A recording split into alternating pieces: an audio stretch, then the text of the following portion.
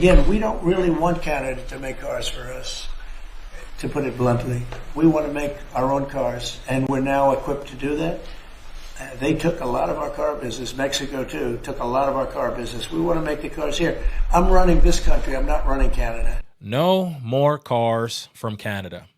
Trump just dropped the hammer, and in no uncertain terms, he's telling car manufacturers that he wants to see car production return to the United States. This move has Mexico and Canada panicking, trying to find any way possible that they can salvage their car industry. But at this point, it seems inevitable.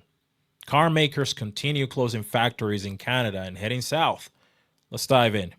Leaders from every level of Canadian government are lashing out at Stellantis today. The automaker says it's reneging on plans to make Jeeps in Brampton, Ontario, and moving production to the U.S. instead.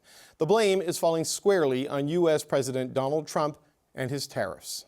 We've got breaking news to bring you this hour concerning Canada's auto sector. General Motors is dropping electric van production at its plant near London, Ontario. The announcement makes uncertainty in the auto industry more pronounced, putting the plant's future and 1,200 jobs at risk. We don't need their cars. You know, they make 20% of our cars. We don't need that. I'd rather make them in Detroit. We don't need the cars. But why are we supporting a country, $200 billion plus a year?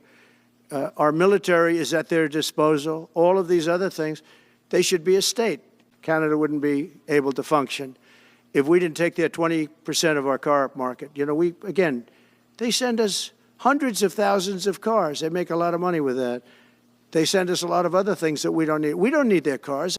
We need to start hitting back and hitting back hard. That's the only thing this person understands. Sir, I just get pumped up talking about this guy. He drives me absolutely crazy. He does. And we aren't going to roll over. I'm not going to let him roll over Ontario, I'll tell you that. Listen to Doug Ford trying to sound tough as two car makers announced just this week that they're closing shop in Ontario and heading south of the border. You got Stellantis, which makes Jeep vehicles, announcing that they're officially shutting down their production of the Jeep Compass in Brampton, Ontario, and transferring that production to the state of Illinois. And just recently, GM announces that they're closing another plant in Ontario, where they were producing some sort of commercial electric van. All this not to mention several other companies and banks that have announced plans to exit the Canadian market and head into the USA. But yet you got politicians talking tough and paying lip service, like Doug Ford, while doing very little to actually help the situation. And quite the opposite, making it worse. Watch. I will do everything, including cut off their energy, with a smile on my face. You think the people of Ontario are that dumb? Like, I'm gonna call you out and get one of those cans. I'm gonna rip that label off and encourage people to buy made in Ontario, made in Canada soup. And maybe what you should do is bring back your manufacturing facility that you closed down in Etobicoke and got rid of hundreds of people. I can assure you one thing, we're going to make sure that we inflict as much pain as possible to the American people without inflicting pain on the Canadian population. Sure, why not threaten to cut off their electricity? That's a good idea. I'm sure Trump will respond very well to that. Diplomacy at its best. But Sir Lopez, you said you were considering military force to acquire Panama and Greenland. Are you also considering military force to annex and acquire Canada? No, economic force. Because Canada and the United States, that would really be something. You get rid of that artificially drawn line, and you take a look at what that looks like, and it would also be much better for national security. Don't forget, we basically protect Canada. But here's the problem with Canada. So many friends up there. I love the Canadian people. They're great. But we're spending hundreds of billions a year to protect it. Meanwhile, Trump's been saying the exact same thing about Canada from the moment he got elected. If your economy is so dependent on the United States for survival, then maybe you should just become part of America. He's been telling Canadian politicians the same message for months.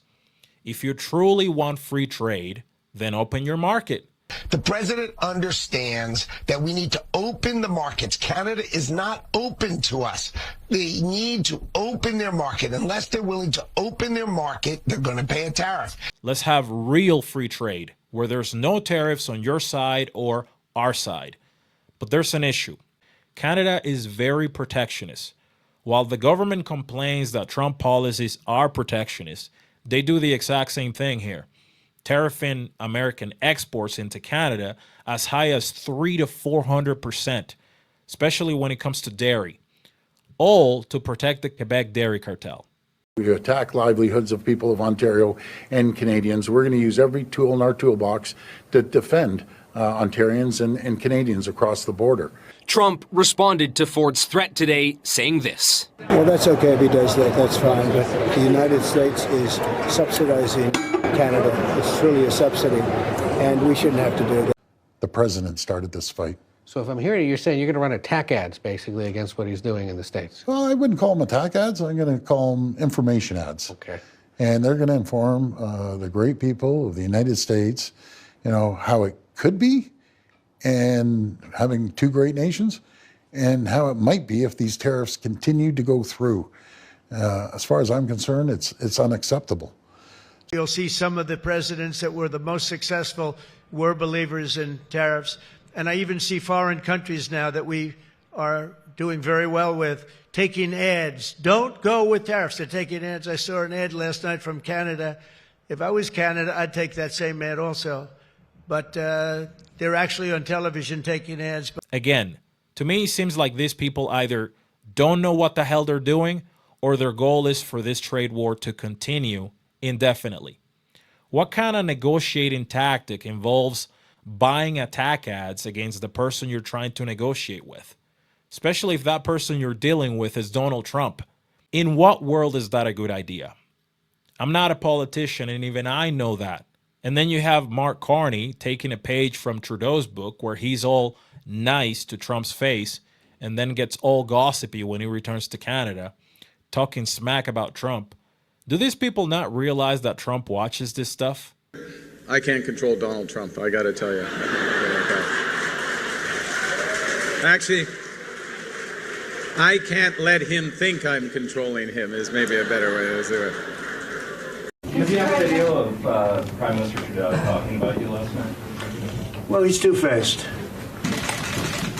Hey, if you've made it this far, thank you so much for watching. If you'd like to be notified every time a new video is published, hit the subscribe button and activate the notifications bell. It's completely free and it helps our channel grow. A heartfelt thank you to all our channel members. I really appreciate your support. See you all in the next one. Peace.